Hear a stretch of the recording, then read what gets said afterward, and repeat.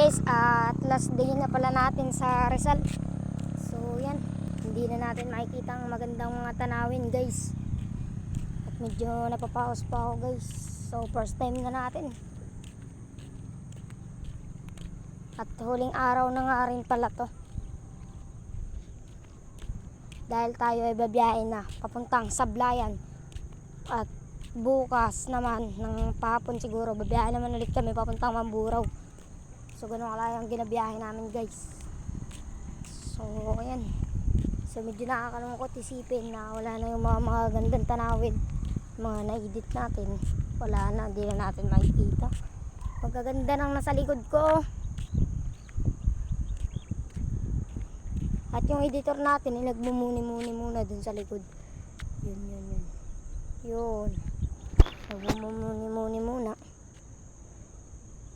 So paalam Rizal. Ang kagandahan ng tanawin.